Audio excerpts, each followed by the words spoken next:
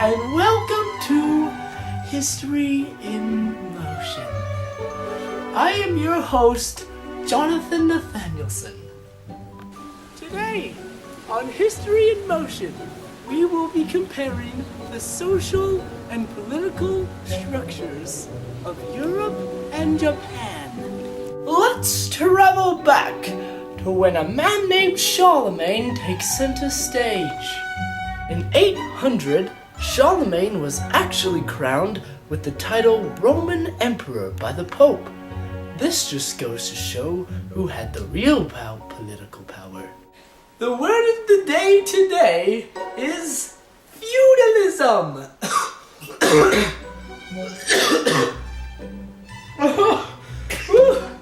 Must be catching the bubonic plague. A social, political, and economic system based on loyalties, class distinction, and granting of land rights. At the top, we have the kings, who consolidated his power by providing land grants or fiefs in exchange for loyalty. Below them were the nobles, who are wealthy landowners who pledged their loyalty to the king. Also, next to the nobles are the church officials. They are bishops and cardinals who are often of noble birth. Down here were the knights. The knights were warriors who pledged to defend their lord's land in exchange for fiefs. On the bottom of the pyramid, we have the peasants. The peasants were the vast majority of people. They worked on fields and crops and could not lawfully leave the place where they were born. Let's dive deeper into the social classes. The kings, they granted the land that legally belonged to them in exchange for loyalty and military services from nobles. Now the lords. The lords granted fiefs to vassals. One could be a lord and a vassal, granting land and also receiving it. Now the knights. The knights would defend the lord's land and receive fiefs. They followed the code of chivalry, which meant they had to be loyal and courageous. Now, committing suicide to replace getting caught by the enemy was strictly immoral to the Roman Catholic Church. Now, peasants or serfs were bound to their manor. Whatever they produced belonged to the Lord. They lived in a very self-contained world and community within the Lord's manor.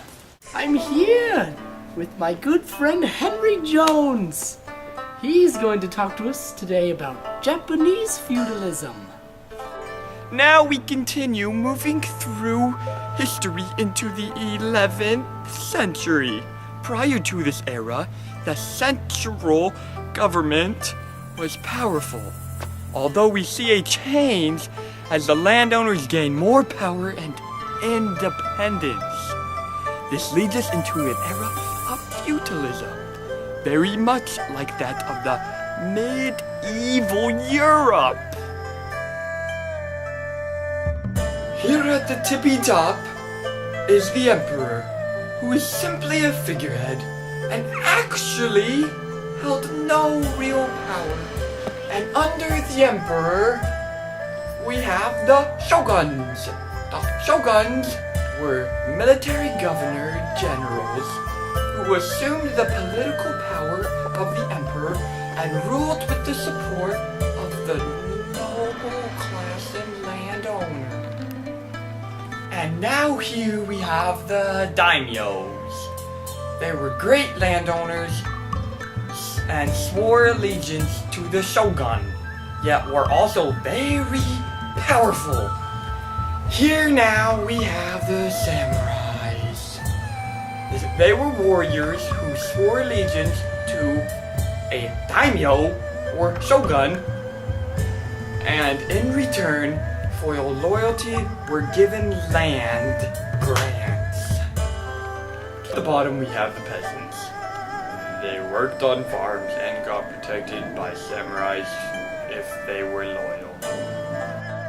Let's talk about each social class a little bit more. Emperors were considered to be gods. They actually began to lose authority in the political world. However, they couldn't just be done away with, since they were descendants of gods. And gods themselves. Who actually holds the political power? The shoguns! They control all the land.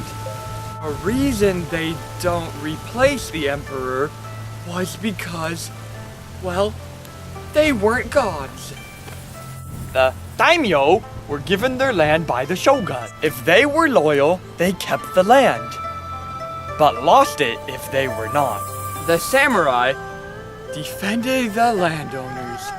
They followed a code of bravery and loyalty, and showed courage and honored the gods. It was honorable for them to commit suicide instead of being caught by the enemy.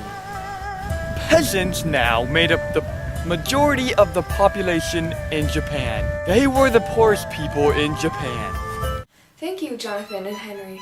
Now that we know a little bit about Europe and Japan, let's dive in and find out the similarities and differences in their political and social structures.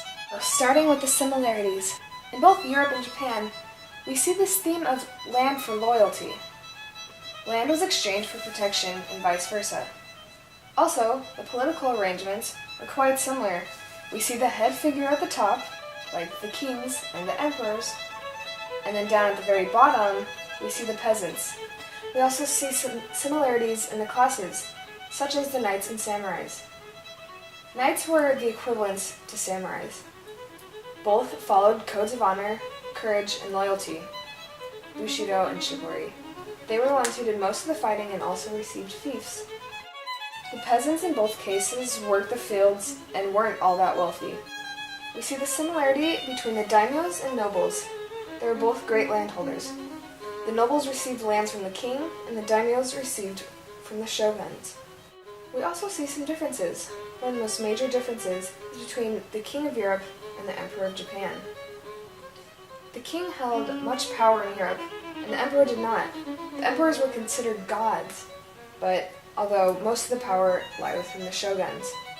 Also some differences between the samurai and knights.